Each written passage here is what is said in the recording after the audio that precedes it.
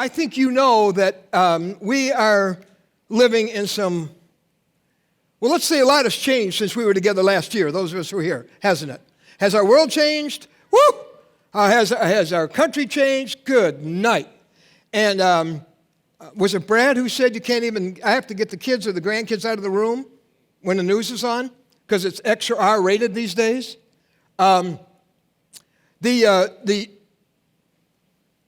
What was it, 25 years ago right now?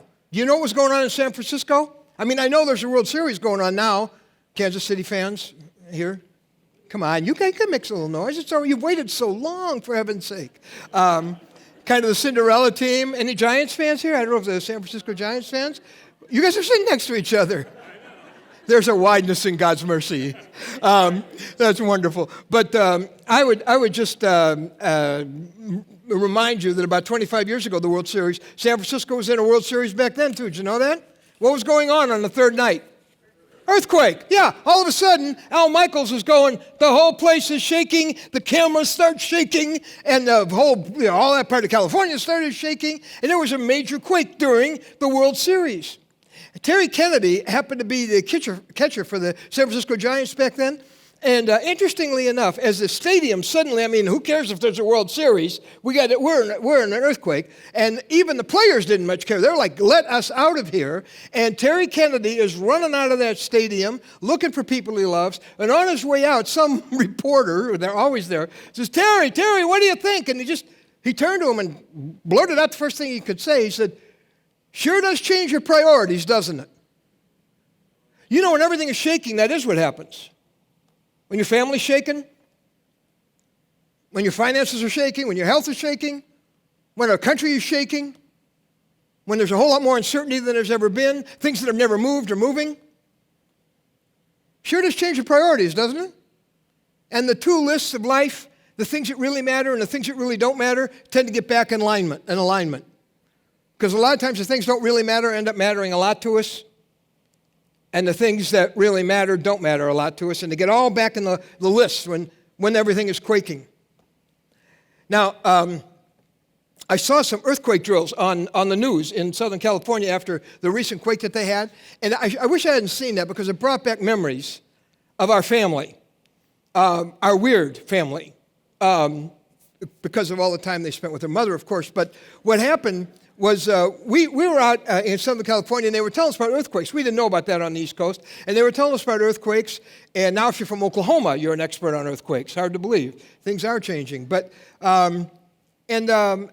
asked them what the quakes were like, and they said, well, we do earthquake drills out here. And one of the things they said was, if there's an earthquake, one of the things you're supposed to do is hang on to something heavy. Well, we're just nuts enough that we started doing earthquake drills in our family when we got back. We don't need earthquake drills in New Jersey, but we were having them. Which simply, I would just go, hang on to something heavy. Doug's probably about 4, Lisa's probably about 6, our oldest. And he'd run over to his sister, and he'd grab her, and I'd say, Doug, what are you doing? He'd say, Dad, you told us to hang on to something heavy. Kid's lucky he lived to be 5. I mean, it's like, you don't say that, dear big sister. I'm sorry. But that is actually good advice. When everything is shaken, you want to make sure you're hanging on to something heavy. You really do. 2 words that have changed the psyche of our country. Ebola, ISIS.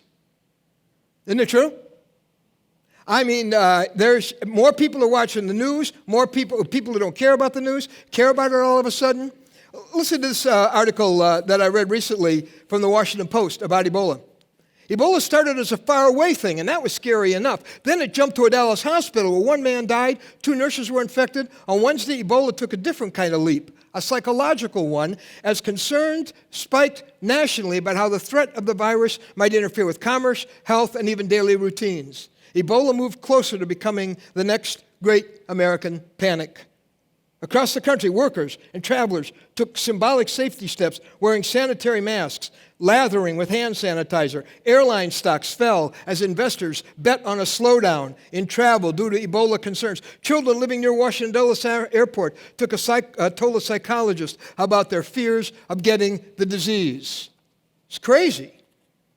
Just a little more here. Let me read you the next page. It says, 2/3 of Americans are worried about an Ebola epidemic in the United States. More than 4 in 10 are very or somewhat worried that they or a close family member might catch the virus. This one guy, 22-year-old fellow, said, "My fear is the whole Ebola situation. It can get anywhere. It got from Liberia to Texas. It's traveling quick. It could be in one of those planes." These are times when we feel like our world is unraveling. And our leaders, honestly, not making a political statement, leaders around the world are behind the curve. It's like they're moving fast and we're moving slow and we can't seem to catch up with them. We got two, in fact, here's what the head of the UN High Commission on Human Rights said just a couple days ago. He called the Ebola outbreak and the ISIS rampage twin plagues, two monumental crises. Listen to his words. ISIS implements a diabolical, potentially genocidal movement that is a product of a perverse and lethal marriage of a new form of nihilism and the digital age. It's a scary and deadly combination. But it's not just that. I mean, the economy, world economy is so unstable. Russia, we thought we were forgetting Russia's on the move. Are we going to be doing that again? Didn't we do that once? And it doesn't look like they're planning to stop. They want Mother Russia back, and they want the Soviet Union back, and nobody seems to be able to stand up to them. Israel, you realize more and more regimes in the Middle East are becoming radicalized Islamic regimes, and so they're being surrounded by more and more people who will do anything to destroy them. Israel's in the worst situation they've ever been in since they've had a nation.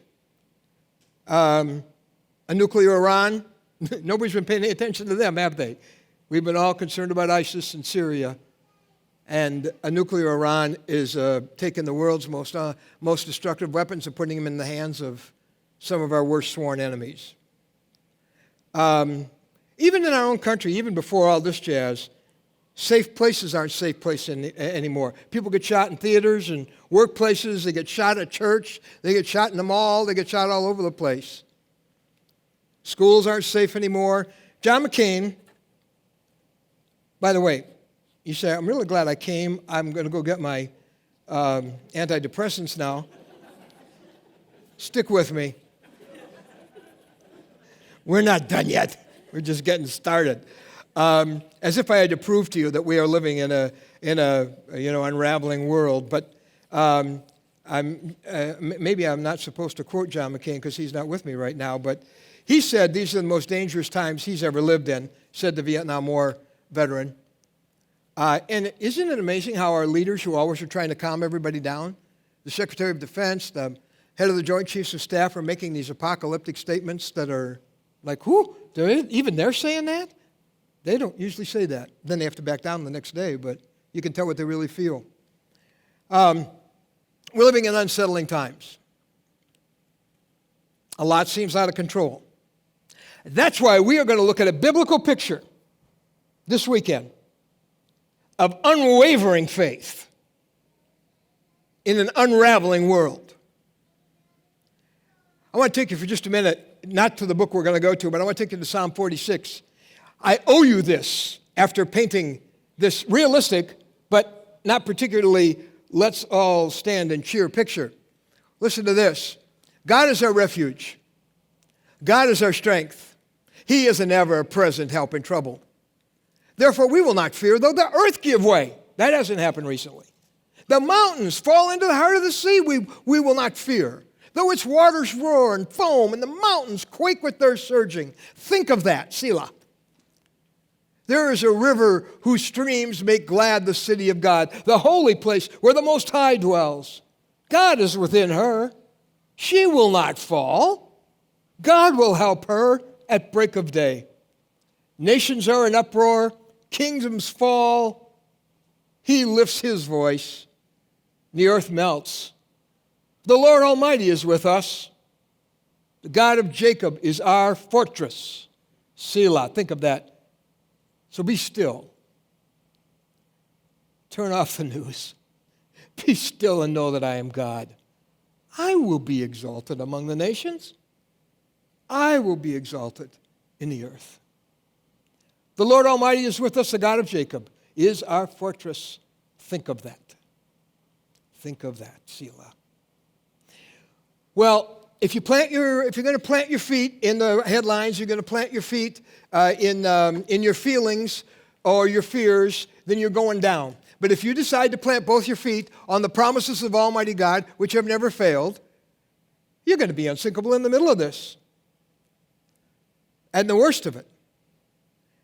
Now, where are we going? We are going to go to the book of Exodus, where I have been spending months on end. In fact, the joke around our headquarters is, Ron can't get out of Exodus.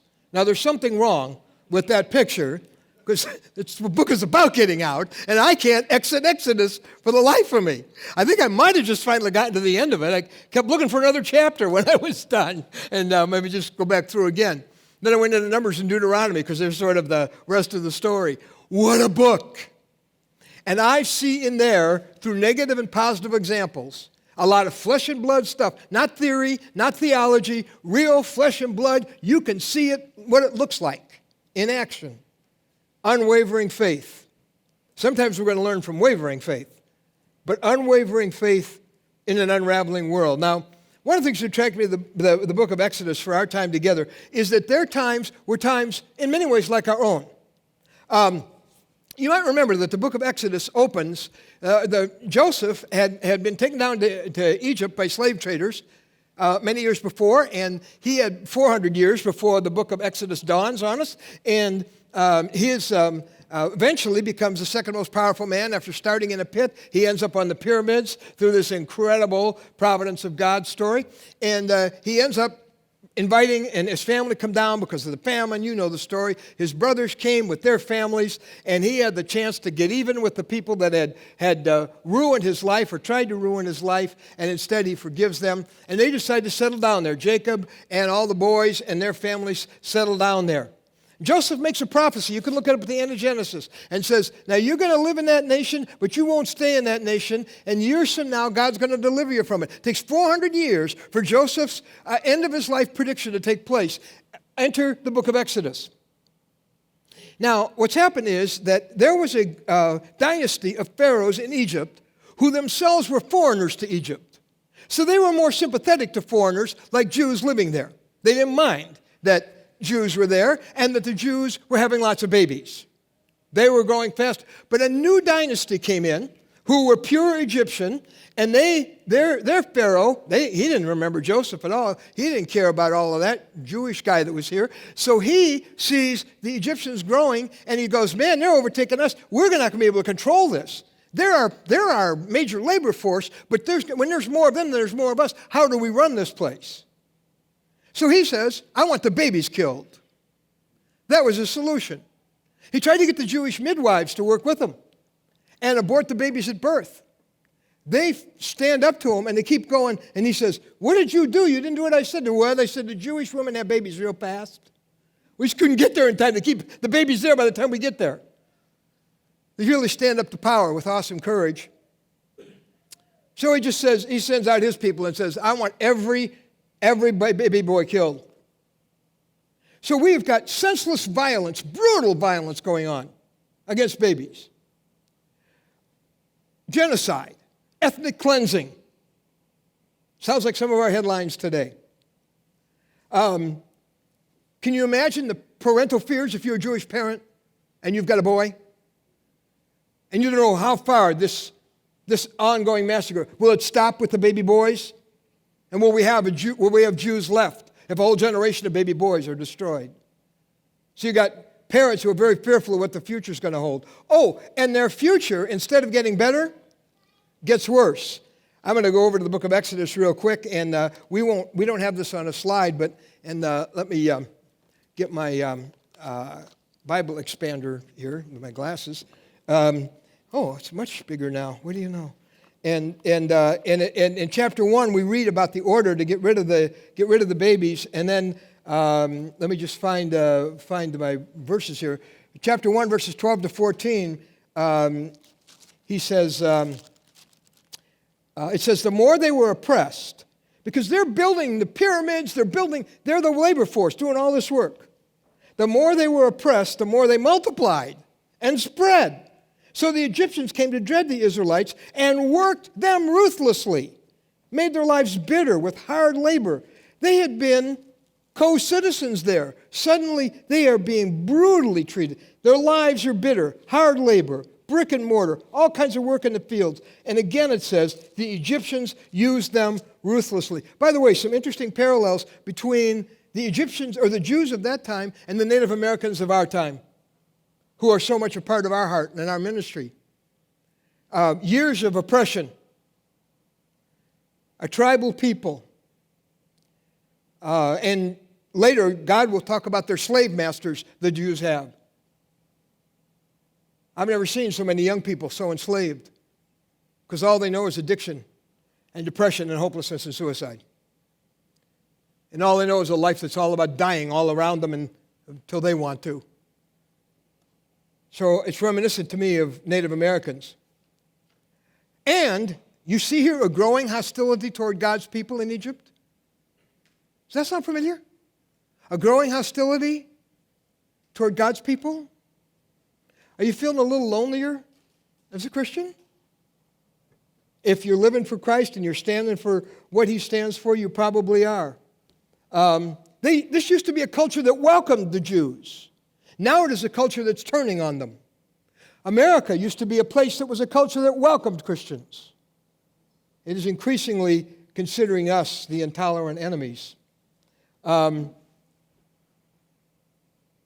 there's more than that, just parallels to our time. This is the epic story of Earth's miracle nation. How do you get 70 nomads to turn into the most central nation on earth? Everything revolves around this little piece of real estate in the Middle East. Has for all these centuries. From 70 nomads who go down to Egypt. Jacob's little band. So here's what we're going to take a look at. In our journey, we'll be looking at a book that tells us about a butane bush, a stuttering murderer who becomes the deliverer of a people. There's a calf of gold and a stick that becomes a snake. There's a mountain that's on fire. There's meals from heaven. This is not meals on wheels. This is meals on wings. You're going to have rocks that are filled with water, enough to supply a nation in the wilderness. And an 11-day journey that took 40 years. Welcome to the book of Exodus. Pretty interesting, huh? There's a lot there. But above all, here's why it's so important for us. Above all, it is a picture of us. 1 Corinthians chapter 10, you'll see it in your notes. 1 Corinthians chapter 10. I do not want you to be ignorant of the fact, brothers, that our forefathers were all under the cloud. Where was the pillar of cloud? What book of the Bible is that in? Anybody know? Oh, Exodus. Yeah. And that they all passed through the sea. What book of the Bible is that in? That would be in Exodus. That's right. They were all baptized into Moses in the cloud and in the sea. Where's Moses? Oh, that's right. He's in Exodus. They all ate the same spiritual food. Talking about manna, that would be in Exodus, yeah. They drank the same spiritual drink, for they drank from the spiritual rock. Oh, wait, drinking from a rock, that would be, that's in Exodus.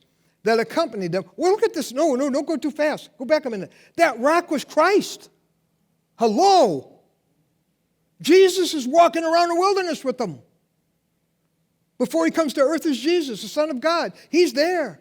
Nevertheless, God was not pleased with most of them. Their bodies were scattered over the desert. Now, I want you to read this out loud with me. Now, these things occurred as examples to keep us from setting our hearts on evil things as they did. Let's fast forward to, verse 10? These things happened to them as examples and were written down as warnings for us, on whom the fulfillment of the ages has come. We're supposed to we're supposed to see examples, and really you can. How many of you were the baby of the family? Or probably still are? Yeah, okay, but no. If you were, you are. And And you probably had this experience then. Your parents took 1,000 pictures of the firstborn. You going with me there now? And let's say they had 3 kids like we did. The second one, they had maybe 400 or 500 pictures, and there are 10 of you. Because you weren't new. We did this before. They're just like the baby, you got to love the baby. We know that, but you don't necessarily have to take pictures of them. Now, you know how everybody, nobody admits it, but everybody wants to look. They get pictures back from we don't get pictures back from developing anymore. We have them on our phone. But when we used to get them back from, go to the drugstore and get them back, you'd look and you go through them and go, honestly, you'd look for the ones you're in. You know that. Then you complain about how ugly you are. Oh, look at my hair. I can't believe. If you have hair, don't complain. So there's you go through all this and you really want to see yourself. Well, that happened to our firstborn, our thirdborn, who was Brad. Bless his heart. We used to take Super 8 movies. If you're old enough to remember Super 8 movies, you maybe should be in bed. But I remember the Super 8 movies, and now we've had them converted to DVDs, thankfully, so they don't disintegrate. But and it's interesting because about every Christmas we'd get them all out, we'd start to show them. And Brad would come in the room and he'd go, "Am I in it yet?" No, Brad, not yet. No. So he'd leave, and then he'd come back an hour later. Am I in it yet? No, Brad, no. There's only one. We'll let you know. So he's always. But that's kind of. I used to work with a high school football team for about 8 years, and took a lot of pictures of them, and used that to help reach them, and they would guess what they'd want to know. They're like, "You have any of me? I want that. You have me too." Of course, egos, athletes. Where's my pictures of me? Well, let me tell you something. When you come to the book of Exodus, you are in it. You are in the book of Exodus, and the Bible expects us to be. So prepare. In fact, I'm going to insist that you find yourself there, because you got to be there somewhere. I know where we're going, and I know we all are in there somewhere. You'll find yourself in the book of Exodus, maybe more than once. We were, some friends invited us to stay for time off at a condo in Naples, Florida. And it was beautiful. You could see the ocean from there. It was a wonderful time. And the thing that was crazy about it is there were mirrors everywhere. It was just these people were mirror crazy. And I remember, I think it was our first morning. It must have been our first morning. I think we got there at night. And the next morning, I'm in the kitchen, and I'm starting to fix breakfast or something. And I reached across the kitchen table, and all of a sudden, I see a hand reaching for me. Man, I swung around. I was going to do my Miss Piggy. Hiya! I was ready to totally defend myself. It was me reaching for me. There were mirrors everywhere. It was my own reflection. Karen got up. I felt like such an idiot. Not because she got up. I said, "Honey," I said, "I can't believe this." I said, I thought I was reaching for me. She said, "Don't feel so stupid." She said, "I already had that experience. I saw someone reaching for me too." Everywhere I went in that condo, I kept running into myself. Everywhere I've gone in the book of Exodus. Doggone it, I keep running into myself. I keep looking in the mirror. And so we're there. And so you will find me at several points during the weekend stopping and asking you this. Just you and God have to know the answer. Are you in this picture? There's a lot of pictures of humans here interacting with God, doing it right, doing it wrong. I'll keep asking, are you? Now, is this you? Are you in this picture? I'm not going to tell you which ones I'm in. You don't have to tell me which ones you're in. But be prepared for the Lord to take you on this journey through Exodus and stop at some pictures of you. Because it's not just a book of the Bible, it's a mirror. Now, what we're going to try to get done is 6 secrets of living unafraid, no matter what the news, no matter what the doctor says, no matter what the headlines say, no matter what the government says, no matter what Wall Street says, living unafraid. Living unafraid. Secret number 1, let's tackle it right now. Expect the supernatural.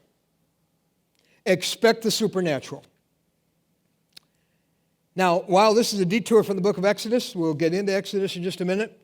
Let me take you to a psalmist, David's summary of God's dealings. This is really a kind of a later review of the book of Exodus. He says, we're not going to hide from our children what God has done. We will tell the next generation the praiseworthy deeds of the Lord, his powers, the wonders he has done. He decreed statutes for Jacob and established the law in Israel. By the way, what book of the Bible is that? I'll be in Exodus, yeah. Which he commanded our forefathers to teach their children, so the next generation would know them, even the children yet to be born, and they in turn would tell their children. Then they would put their trust in God. Boy, if they heard what kind of God he is, they'll put their trust in him. They wouldn't forget his deeds. They'd keep his commands. He did miracles in the sight of their fathers in the land of Egypt. I'm not even going to go there, what book of the Bible. In the region of Zoan. He divided the sea, led them through. He made the water stand firm like a wall. Man, he guided them with the cloud by day, guided them with the light from the fire all night. He split the rocks in the desert, gave them water as abundant as the seas. When he struck the rock, water gushed out. What a God this is. He could do anything, and streams flowed abundantly. But can he also give us food? Can he supply meat for his people? He rained down manna for the people to eat. He gave them the grain of heaven. Men ate the bread of angels. He sent them all the food they could eat. In spite of all this. Now wait a minute. So many reasons to trust him. So many reasons to expect the supernatural from this God. Food from heaven, water from rocks, Red Sea parted, overnight deliverance from the most powerful empire on earth, the drowning of the most powerful army in the world. Is this a God you can trust? In spite of all this, they kept on sinning. In spite of his wonders, they did not believe. So they ended their days in futility and their years in terror. But he brought his people out like a flock. He led them like sheep through the desert. He guided them safely so they were unafraid. The sea engulfed their enemies. Thus he brought them to the border of his holy land, keeping his promise, I'll get you there, to the hill country his right hand had taken. But they put God to the test. And by the way, that crossroads we're about to go to right now, because some of us might be in that picture. And they rebelled against the Most High. They did not keep his statutes. Like their fathers, they were disloyal and faithless, as unreliable as a faulty bow. Well, here's a God who gives you every reason to trust him. Guards you, provides for you, makes ways for you. We used to go for rides on Sunday afternoon. Living in the New York area, it's nice to go see some moo cows. And we had them just, about an hour away. We'd go up to Sussex County, New Jersey, or places like that, and kind of get away from everything and the craziness of the suburbs. And there was one of our children who shall not, he shall remain nameless, Doug. But when we get in the car, he would go, I never knew anybody who could interrogate a parent like this boy. Who would go, Dad, where are we going? How long are we going to be there? What are we going to do there? Where are we going to eat? How many times are we going to eat there? Is it any good? What do we do for fun while we're there? What time will we be back? Can I take a friend? We get the Inquisition before we leave. I said, we're going on a mystery trip. That was just a reason to ask 1,000 questions. Use the word mystery trip. Brad, thank you for trusting me. And I would just turn around, man, and I would go, 2 words. What 2 words did I say? Trust me. Trust me. I tried to never let them down. How many times has God taken you on a mystery trip, and he might be right now? There's some unanswered questions about the future. He says, we're going on a mystery trip, my son, my daughter. We're ready to go on a mystery trip? Well, Dad, I got some questions. Can we? What about how long? What's it going to be like? What am I going to? Trust me. I'm a supernatural doer God. You remember my history with you? Will I not be for you there what I've been for you here? Trust me. So he took his ancient people on a mystery trip, and they came to a place called Kadesh Barnea. Kadesh Barnea, you might be interested, is right on the border of the Promised Land. They have actually been out of Egypt now about 2 years. It's not that long a trip, but they spent some time at Mount Sinai. They needed to. I mean, they were a pretty ragtag bunch. You probably got a couple million people. We ain't talking about, a little group of 70 like went down before. No, you might have as many as 2 million people going. And so they stopped at Mount Sinai to understand what God's expectations were. We'll get to that. As God gave them the boundaries for his blessing, called the Ten Commandments, and how they were supposed to live and reflect his holiness to this planet and be his face. And they had to get organized. And so they had to get their whole, and we do it by tribes, and who's going to be the leaders, and how we're going to travel, and how we're going to set everything up. So but after about 2 years, Bible students think, they get to Kadesh Barnea. Now, I want to tell you what Kadesh Barnea means. You have it in your notes. It's very, very significant what those words mean. Kadesh means holiness. Barnea means the desert of wandering. And that was their choice at Kadesh Barnea. Shall we take God's road, the road to holiness, or shall we wander in a desert? Anytime God brings you to a crossroads of faith, that is your choice. The alternative to taking the step, trusting a God of the supernatural, is wilderness and wandering. Welcome to Kadesh Barnea. Let's take a look at the 3 deciding factors in whether or not you're going to have God-sized outcomes in the future. In your family, in your health, in your finances, your personal life, in the next season of your life. Here's the 3 deciding factors. As we go to the book of Numbers, which actually, because the book of Exodus ends at the border of the Promised Land, Numbers kind of picks up the story. Numbers chapter 13, and we're going to go take a look at that, because the first deciding factor is what I call the yabuts. That's not a word, okay? The yabuts. Yeah, but the yabuts of fear. The yabuts of fear. Numbers 13. Moses has sent scouts into the Promised Land. Says, I got a few questions for you. I want you to check it out. Get back to me. See what it's like. We went into the land which you sent us. It does flow with milk and honey. And they brought back the grapes. I never saw these at Walmart produce. They brought back grapes like it's a big stick carrying one bunch of grapes. Like, how huge were these grapes? Like one is a meal. It does flow with milk and honey. Look at its fruit. Everything God said it is. He kept his promise. That's the word. But it really is as good as God said. But people who live there are powerful. The cities are fortified and very large. We even saw big guys there. These were like giants, not New York giants, not San Francisco. These are the big guys. We saw descendants of Anak there. Well, Caleb quieted the people before Moses and said, let us go up at once and possess it. We are well able to conquer it. But his fellow scouts said, we are not able to go up against the people of Canaan, for they are stronger than we are. That's the yabuts of fear. This is I call the Kadesh crossroads. There's a geography to these choices.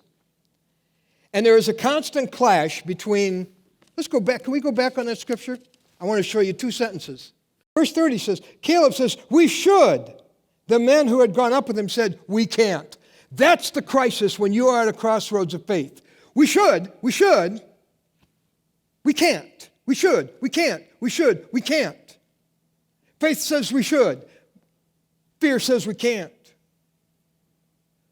We really should trust God, honey, instead of getting into more debt. How if we just trusted God and said we are going to get out of debt instead of getting any deeper in debt? We really should, but we can't. Here's the reasons.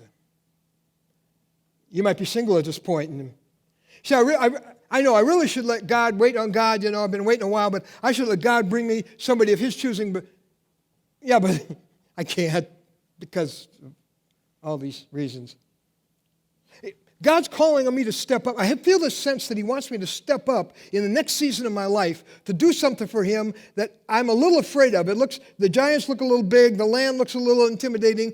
It's beyond my capability, beyond my... I think I should, but I can't. We really should get help for our marriage. We really should get help for our family situation right now. We should, but what will people think? Blah, blah, blah, blah. We can't. We can't. In times like these, it just seems like we're getting a wake-up call from God. Our world is giving us a wake-up call.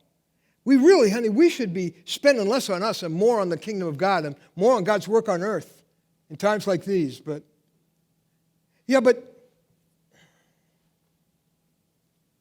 we really ought to make that change. Yeah, we should, but we can't. I want you to think for just a minute about a crossroads moment you have had in your past where you really had to choose between I should and I can't. Doesn't matter which one you chose. But a moment you had, a choice you had to make that required risk and faith. Think about that for just a minute. I might have a couple of you share it. Now, here's how fear logic works. Fear's perspective. Numbers 13:32. Let's go to there. They spread among the Israelites a bad report about the land they'd explored. They said, the land we explored devours. Boy, they're just laying it on here. It's getting worse and worse. It devours those living in it. All the people we saw there are of great size. Everybody looks that way to me. We saw the Nephilim there, the descendants of Anak. We seemed like grasshoppers. Any of you ever stepped into, many of you, in the grass where there's grasshoppers? And they just start jumping immediately? All you have to do is start to move within a few feet of them, and you see a whole field come to life. The grasshoppers, they're like, we're scared, like we seem like grasshoppers in our own eyes, and I know we look the same to them. That's the logic of fear. That's the perspective of fear. Here's what it is. You make your decision based on the size of the giants compared to the size of you. The obstacles, the barriers, the dangers are so much bigger than what I could handle. So you make your decision based on you compared to them. So this guy's out fishing, and he sees this other guy in the next boat fishing. And the other guy throws about every other fish back. And he's like, when he's catching so many, finally he gets the best of him. He says, you're not supposed to talk a lot, but he says, what are you doing throwing all those fish back in? I said, I can't keep some of them. I've only got an 8-inch pan. He wasn't expecting much, and so if they're bigger than 8 inches, I can't have them. Some of us go to God with an 8-inch pan when He has a whole lot more He wants to do for us. We have a life this big, He wants a life this big. But we got an 8-inch pan we're coming to Him with. Because we're comparing the size of the challenge to the size of me. Here's faith's perspective. Caleb and Joshua, God bless them, the only guys who lived to see the promised land. Let's go to chapter 14 in Numbers. They said to the entire Israelite assembly, the land we passed through and explored is exceedingly good. If the Lord is pleased with us, He'll lead us into that land, a land flowing with milk and honey. He will give it to us. He said He would. Only please do not rebel against the Lord. Do not be afraid of the people. Do not be afraid. Do not be afraid of the people. Forget your yeah buts. Do not be afraid of the people of the land, because we will swallow them up. Their protection is gone. They don't stand a chance. The Lord is with us. Now here he goes again. Do not be afraid of them.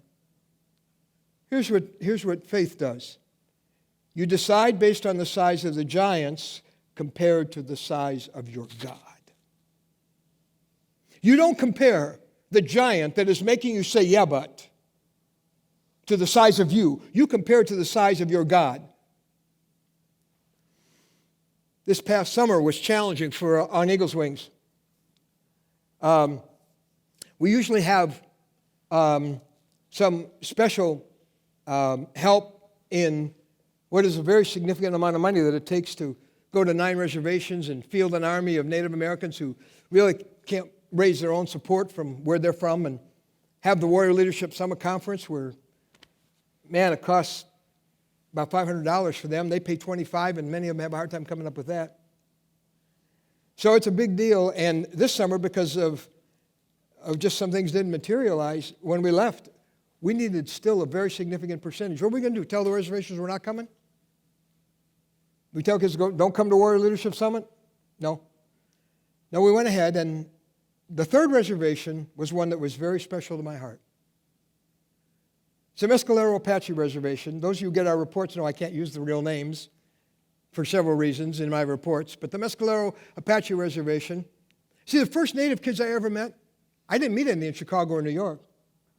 No, the first Native kids I ever met, after then a lifetime in cross-cultural youth ministry, was at a camp in Colorado back in the 1970s, and they were Mescalero Apaches, and they never got out of my heart. God had never opened the door for us to be on that reservation until this summer, 22 years into On Eagle's Wings. So it's very special to me. Let me just show you our video report from there, and then I will tell you, at this point, some more money had come in, but we were getting later into the summer, and there's still a pretty significant need.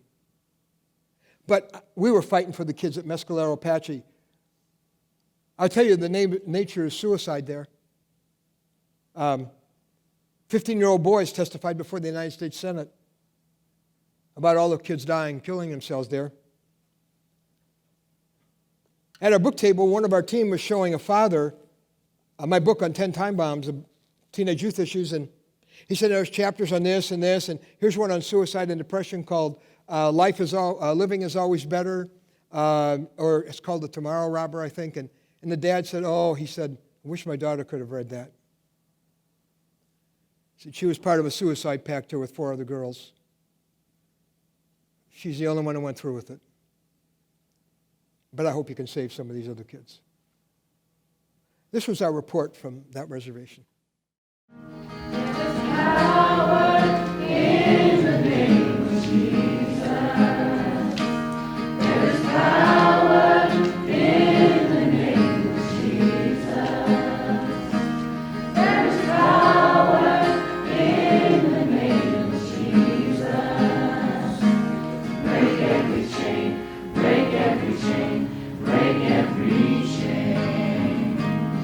Well, this night on this reservation has been so powerful, but it's been a long time in coming. You know, back in the 1970s, I had never met a Native American young person. I spoke at a camp in the Rockies back in the early 1970s. First Native young people I ever met were from this reservation. They touched my heart so deeply. That seed that was planted these many years ago that helped spawn On Eagle's Wings, tonight came full circle. Tonight is a night of spiritual celebration. The first one that went up to make the declaration to say, I made Jesus my Savior tonight. I have made a stand saying that Jesus is my Lord, my Savior. That same kid, I got to talking to him, and after I got done talking to him, he was like, and I prayed with him, but he said this tremendous weight has been lifted off his shoulders. Oh, man. Jesus showed up here tonight, and I see a lot of happy people. Their faces look different. So much joy here tonight. I don't know, it was really fulfilling because I just felt like all this relief, like all this hard work that just happened tonight. Everyone came, and I don't know, it's just crazy. I've never been so happy in my life. Wow, and how many girls were you able to be there for who came to Christ tonight? 5. So many have crossed over, as Jesus said, from death to life on this basketball court. So as the battle continues tonight and then on to other reservations this summer, please go with us and be a part of perhaps one of the most miraculous summers of hope I've ever seen. And to see a place where the seed came from that became On Eagle's Wings, tonight see this kind of response, has left me speechless. Break every chain, break every chain, break every chain. Break every chain, break every chain, break every chain. Well, my friends, I was a mess. Because you see, the man who brought the Mescalero kids to that camp year after year told me they were so touched they sang Jesus songs all the way back till they got to the border of the reservation. And they never sang another Jesus song when they got home. Because they couldn't take Jesus. Not back to Mescalero. But I was watching them give themselves to Jesus in the center of their reservation, taking a public stand. Scores of them. And at the moment they were going forward, my cell phone starts buzzing. I didn't even want to look at it. But I did. And it was a text from a brother who said, "Can you tell me what the rest of the need is for this summer?" I did. And he responded and said, "We'll take care of it." And that night of the breakthrough at Mescalero, the need was met. Oh, were we afraid? I have to say sometimes, I'm like, this is a lot of money, and we're in the thick of it. But I will tell you that if you decide, compare the size of the giant to the size of your God, he will not leave you stranded in the middle of following him into the supernatural. Deuteronomy chapter 1 gives 3 reasons why he gave his early people why they should not be afraid. Same for you. The Lord your God, who is going before you, will fight for you as he did for you in Egypt before your very eyes. Notice 3 things. You saw the Lord your God carried you as a father carries his son all the way you went until you reached this place. In spite of this, you did not trust in the Lord your God. There's a little more, I think. Got any more? He goes ahead and he says, I went ahead of you, and he said, I found places for you to stay. I led you with the pillar of cloud and the pillar of fire to the places you would stay. You never didn't know where to go. 3 reasons to be afraid. Do you know what battles I will have if I take this step at Kadesh Barnea? God says, I fight for you. That's all you need to know. I will fight this for you. Yeah, but Lord, you know my weakness. He says, I don't care about your weakness. I'm going to carry you. When you carry a little kid, does their strength matter? It's your strength that's getting them there. He says, I carry you. I fight for you. Well, Lord, I am clueless. This is an unknown to me. I don't know where I'm going. He goes, I will lead you. Now the pillar of fire is in you, called my Holy Spirit. I'll get you. You'll always know where to go. Let's go together. All those are the reasons not to be afraid. Would you start making decisions based on his resources instead of yours? And the size of your God instead of the size of your need and the size of your challenge. Now my question to you is this: are you in this picture? Maybe this is one of the places where you're in the picture. It's supposed to be examples for us, remember? You see, you would be in the picture if right now you're hesitating at the edge of a very big obedience. Are you? Because our fears turn our faith into unbelief, and you miss the wonderful, and you get the wilderness. Because Kadesh Barnea is either holiness or wandering in the desert. That's the only alternative. We've let our fears win enough. I was at an event, a wonderful event for business people many years ago, and Doug had just gone to the Hopi Reservation and had kind of gone into taking a huge risk, just left Wheaton College and was sleeping on a table and literally a broken engagement just before he was going to get married because of his calling, was alone in a very hostile environment where Dear and Joe and Erica, who you're going to meet if you haven't already, are directing the work that God used Doug to start years ago. But it was a hard beginning. It was harsh there, very harsh. And it was interesting because I told that story that night and how Doug had called us after 2 months there, and very early in the morning he said, Mom, Dad, I just want to tell you, I don't have any money, I don't have any friends, it's kind of lonely here. It's really hard getting don't really want Christians here. We're parents. We're like, oh, son. He said, but don't worry about me. He said, I've never had so much peace in my life because I'm where I was born to be, doing what I was born to do. I told that story that night. The man who had chaired that meeting put together this event. 30 years, a very respected realtor in the area, had his own real estate agency.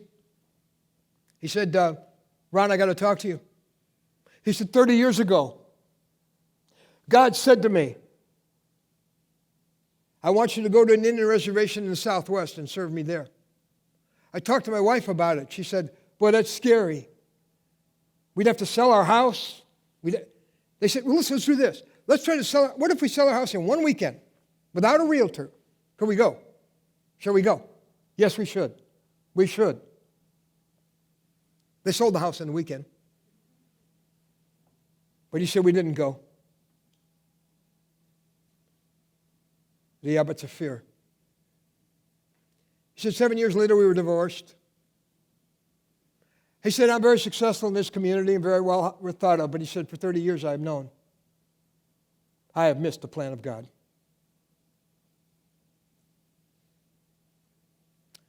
When you get to Kadesh, do the should of faith, not the can't of fear.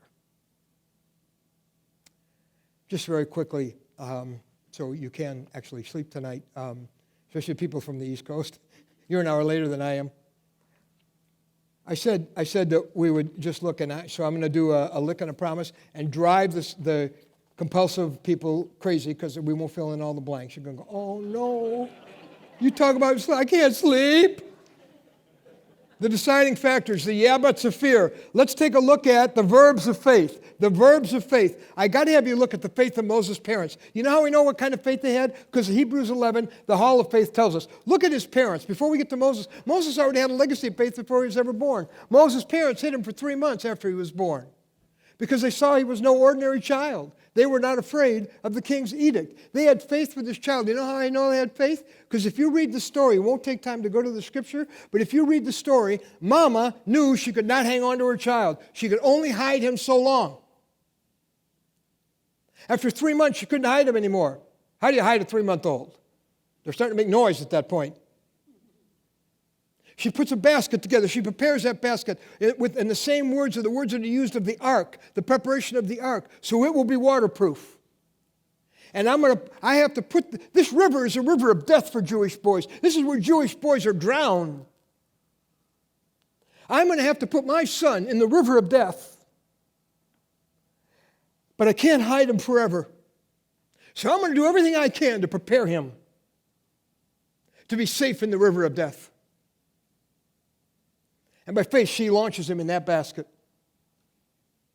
You know what I learned from that example of faith?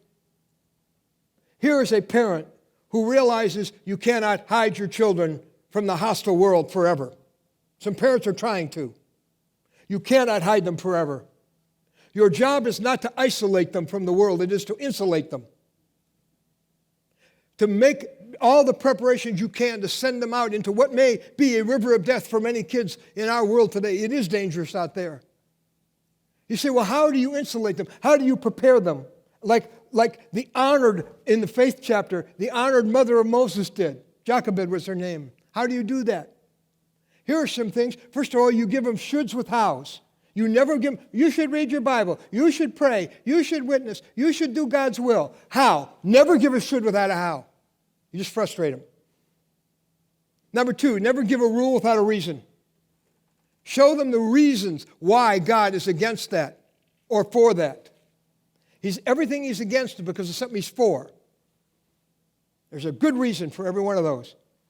And make it all about Jesus and not about church or religion. Make it all about Jesus. When you sin, it's Jesus you hurt, not us. When you walk away, it's not walking away from your church's beliefs. You're walking away from Jesus. When you do something for the Lord, it is for Jesus. It is not for us. It is not for the church. It is Jesus you please, Jesus you hurt, Jesus you serve, Jesus you give to, Jesus you rebel against. It's all about the man who died on the cross for you. Make it all about Jesus and nothing else. Well, anyway, that's a great example of faith. And by the way, here's an interesting thing about his dad. You say, where's his dad in here anywhere? Yeah, Amram was his name, and he was a priest. Look at chapter 3, verse 6. This really struck me. This is just a little detail. When God is talking to Moses to the burning bush, he says, I am the God of your father. The God of Abraham, the God of Isaac, the God of Jacob. Wait a minute. Every time God introduces himself, he says, I'm the God of Abraham, Isaac, and Jacob. Who's this other guy? He has just made it in with the great fathers of the faith. He said, like your dad, Moses, like your daddy. Apparently his dad had a contagious faith, as did his mother. What a legacy of faith. I wonder if God would name some of the greats of faith and say, and by the way, say to one of your kids, like your dad. Like your dad's God. You know your dad's God.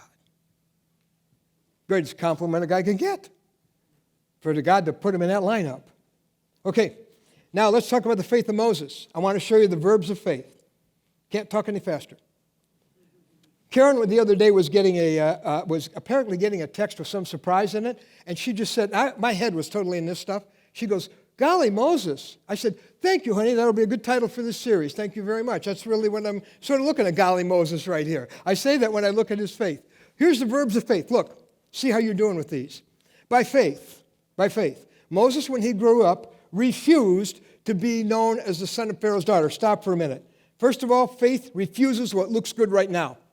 Faith says, I know I could have this right now, but here he is in the royal court of the most powerful people on earth, and Pharaoh's daughter, she was there at just the right time to adopt him, and he says, I am turning my back on that. I refuse it.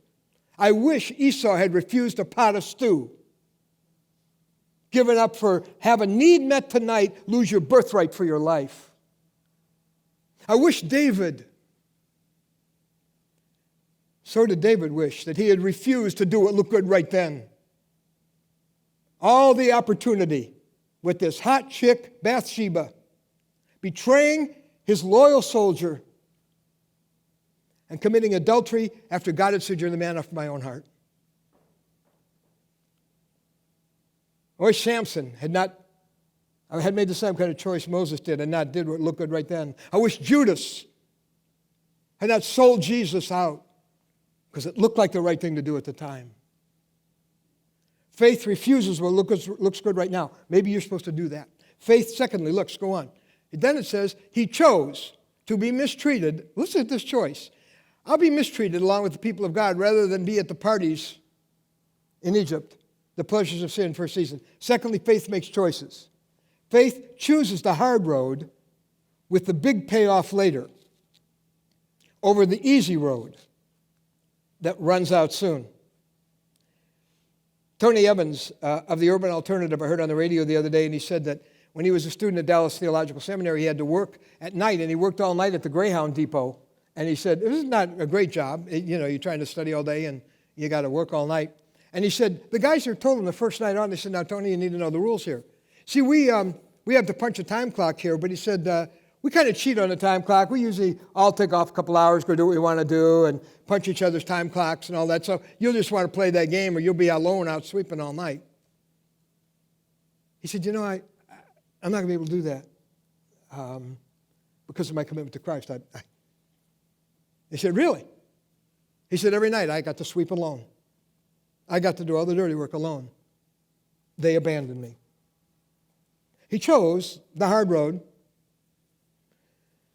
6 months he went that way, and 6 months later his boss called him in, the supervisor, and said, We've sent in some people kind of undercover here for the last couple of weeks.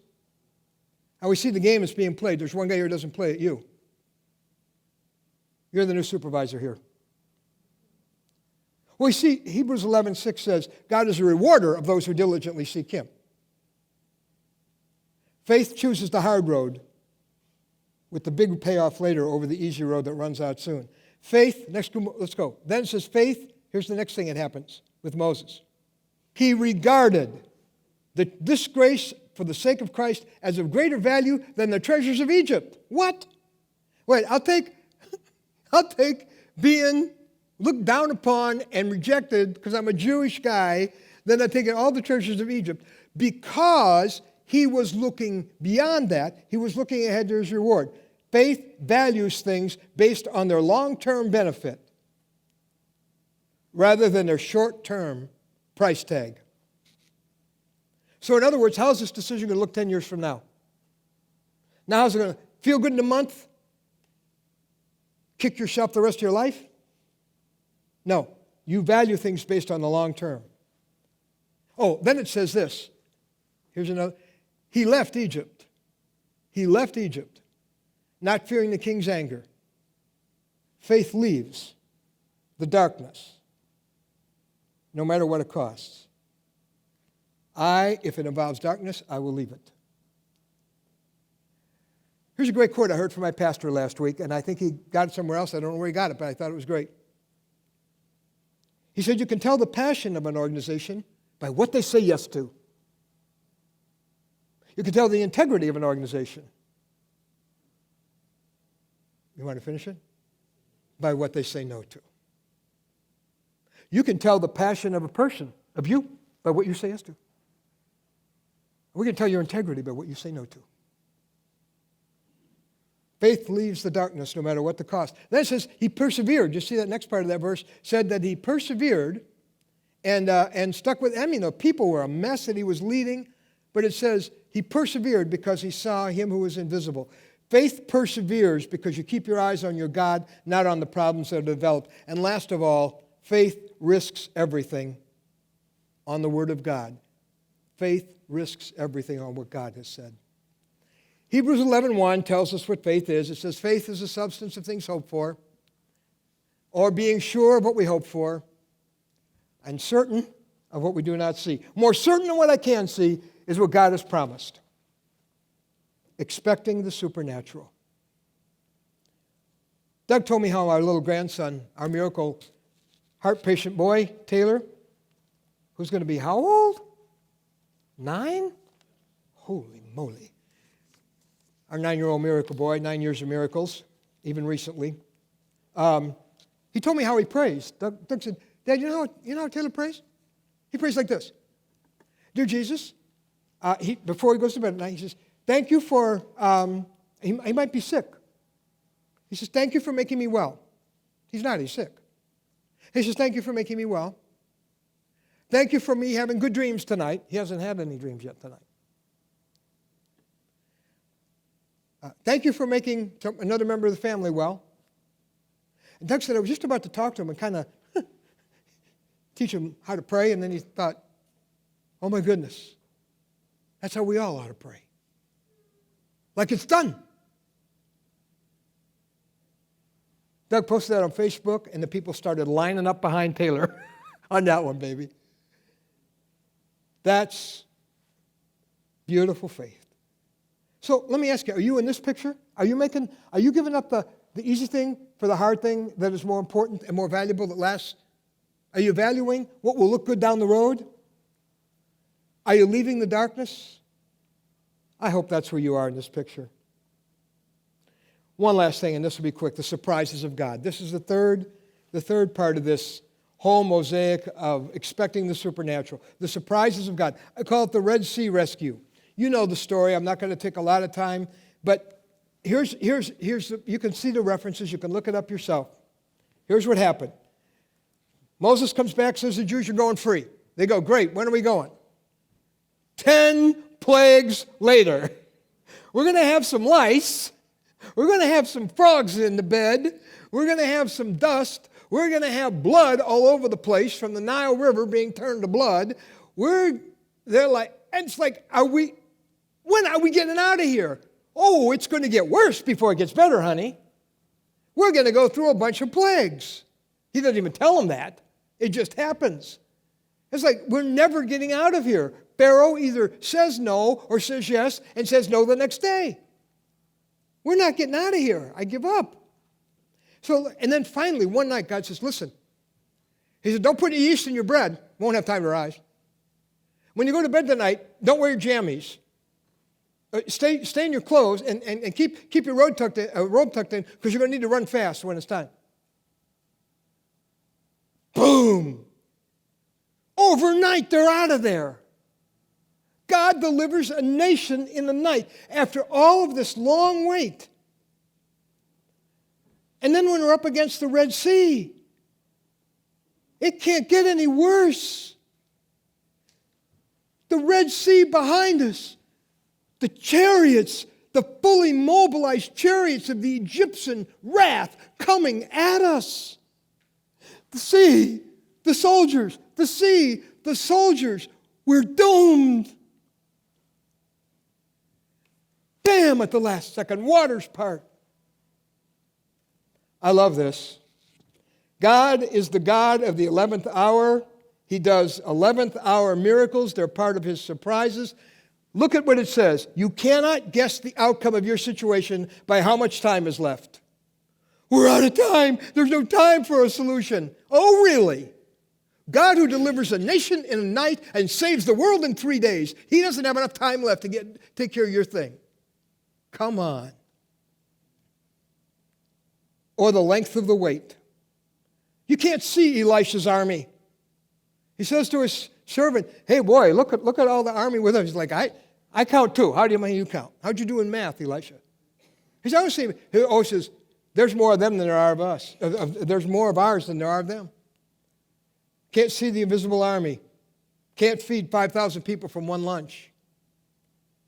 The 11th hour miracles. Can I tell you something why God is like ketchup? Do you know that? Are you aware that God is like ketchup? I was going to bring a bottle of ketchup tonight so you'd never forget it. Pretend I have one. Yeah, because, I heard a poem about ketchup one time. It says, when I hit my ketchup bottle, first none will come. And then a lot'll. Clump. That's how God works. For a long time, nothing comes. At the 11th hour, boom, a lot'll. Remember, you serve the God who delivered a nation in a night. Don't you say there's not enough time and it's too late in the game for him to do something supernatural. You expect the supernatural. Secondly, is the inconceivable rescue. The story, again, in Exodus 14. Read it again for yourself. No way this is going to happen. God says, watch this. In fact, it says in Isaiah 43, and I won't read it to you, but it says that when all Pharaoh and all his army and reinforcements and chariots came, it said he snuffed them out like a wick. Here's what God thinks of the might of Egypt. And they're gone. Like blowing out of it. It's as hard for God to bury the mightiest army on earth as it is for you to blow out a candle. The inconceivable rescues. Don't you ever say no way. And the amazing provisions. You know, the water from the rock. But you know what it says? Did the water just start coming out of the rock? They walked up to it and said, well, when's the water coming? What had to happen? Anybody know? There was a directive given to Moses. 3 words. Strike the rock. Would the water have come if he didn't strike the rock? I don't think so. See, Jesus always wants you to do something, not to make it happen, but he brings you into the miracle. He says to the guys at Lazarus' tomb, you roll away the stone. Did Jesus need the stone rolled away? If he can raise it in, he can pulverize the stone, for heaven's sake. He says to the guys at the wedding, go get the water pots, fill them with water. He says to the disciples, what are we going to do? Philip, the accountant, Philip goes, Lord, how We need 8 months' wages to feed these people. We better send them home. Quit ministering to them. We got to get them out of here. We can't meet the need. He says, well, why don't you guys go find them a lunch? 5,000 lunches plus the women and children. They find one. We find out that when it's put in Jesus' hands, it can go so much farther. But their question is, what is this among so many? God expected them to go find the lunch. God expected Moses to strike the rock. God expects you to act, and then God acts. Not because your action will make it happen, but because faith, write this down, is the trigger of the supernatural. Faith is the trigger. It pulls the trigger that makes God do the supernatural. You can't do the supernatural, but He won't if you don't act. And you know what prayer is? I want to cook an English muffin in the morning in my microwave. I need power to do that. There's this big transformer outside. There's wires outside the house, millions of volts. That will not only fry my turn to toast, my muffin, it will turn me to toast. That million watts of volts of power is useless to me, except for the transformer that brings it down and runs a microwave or a toaster oven. Isn't that amazing? Now, here's how it works. Prayer is the transformer that takes the million volts of the power of God that parts seas and sends manna and multiplies lunches and raises the dead and takes all of that power and it brings it down to your situation. So prayer is the transformer and faith is the trigger. Remember that, of the supernatural. And right now, God has got somebody here where He is asking you to do something that will only be activated and only obeyed by someone who expects the supernatural. But why shouldn't you, based on His track record in your life? And I want to just wrap up by reading you a wonderful thing from, comes out of my utmost for His highest, because it describes where somebody is tonight. Will you expect the supernatural? Please listen to this. Not often, but every once in a while, God brings us to a major turning point, a great crossroads in our life. From that point, we either go toward a more and more lazy and useless Christian life, Barnea,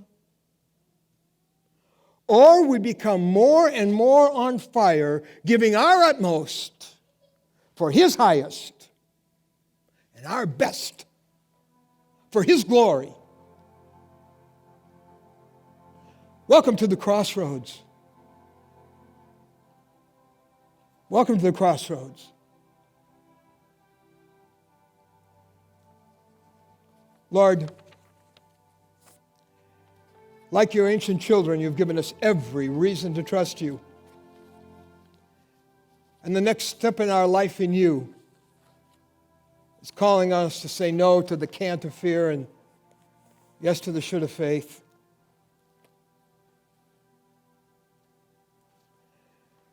May we take the Kadesh road to holiness